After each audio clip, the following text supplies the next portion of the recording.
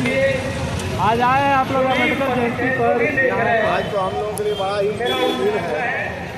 भारत के संविधान के निर्माता बाबा साहब और जब बाबा साहब भीमराव अम्बेडकर की जन्म जयंती होती है तो ये ध्यान में आता है कि का एक जो मजबूत संविधान देश को प्राप्त हुआ है बाबा साहब भीमराव अम्बेडकर जी ने दिया है और नमन करने के लिए आज यहाँ उपस्थित हैं और आज हम कार्यकर्ताओं के साथ नमन करके चुनाव प्रचार में। आपके प्रतिद्वंदियों का कहना है कि आप लोग संविधान बदल देने की तैयारी में है। हमारे प्रतिद्वंदी जो है जो केवल अपने परिवार की चिंता करते हैं उन लोगों के लिए एक संदेश है। बाबा साहब भीमराव अम्बेडकर ने कहा बाय द पीपल और हमारे जो प्रतिद्वंदी हैं वो कहते हैं to the family by the family और इससे ज़्यादा हमको कुछ कहना नहीं। क्या लग रहा है मुकाबला तो कठिन लग रहा है बक्सर का और आपको पता चला के पास है और राष्ट्रीय जनता दल और समाज पार्टी का और मिथिलेश की बातें हो रही है। मिथिलेश जी की बात हो रही है। यहाँ पूरी जनता जो है एक ही नारा लगा रही है छोड़ो सारे अखिलेश को सांसद बनाओ। आनंदमय है ना? अरे हर जगह आनंद है और लोग खुश हैं मोदी से इतने खुश हैं कि आप चिंता मत करिए आपको परिणाम बताएगा क्या होने वाला। आप आनंदित हैं कि नहीं? भाई प्रफुल्लित हैं पूरा प्रसन्न है प्रफुल्लित है प्रसन्न है और पूरी तरह कॉन्फिडेंट है बक्सर का युद्ध होगी जी।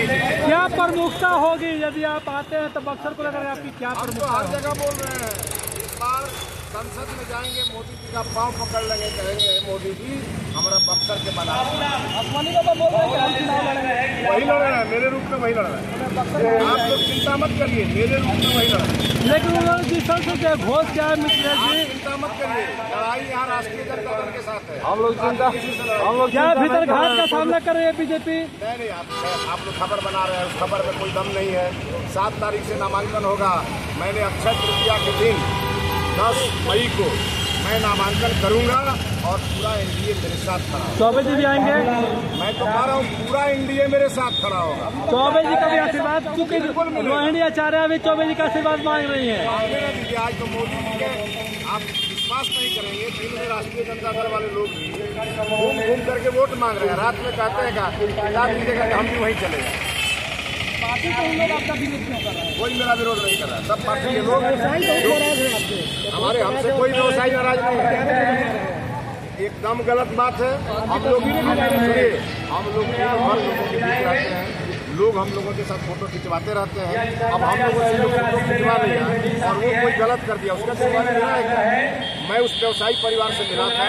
मैंने उनको हर संभव मदद करने का हमने आश्वासन दिया है। चुनाव चल रहा है और चुनाव में लोग चाहते हैं कि अश्विनी उनका ये पूरा सर अश्विनी बाबा क्यों कह रहे हैं कि नामांकन अभी बाकी है बहुत खेला होगा। भाई नामांकन 7 मई से है तो गलत क्या कर नहीं वो कह रहे हैं खेला हो गए राजद के साथ खेला हो गए। अच्छा बात है ना। मैंने कभी कहा है क्या सुने क्या? मैंने हमेशा कहा है वो मेरे बड़े भाई हैं मैं उनका छोटा भाई हूँ।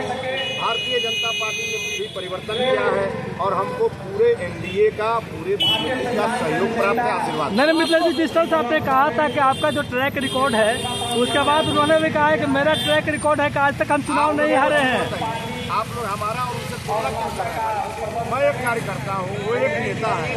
ये तुलना मत बक्सर को लेकर ये कहा जा रहा है ना तुलना मत करिए। माननीय आदरणीय लालमणि चौबे जी पहले सांसद उसके बाद आदरणीय सुनील चौबे जी हुई और अब मैं होने जा रहा हूँ। यही सच बातें उठ रही है मिथिलेश जी कि शिष्य ने गुरु को पटकनी दे दिए तब से सवाल उठ रहा है। इलाके की जनता हमको देख के बहुत खुश है।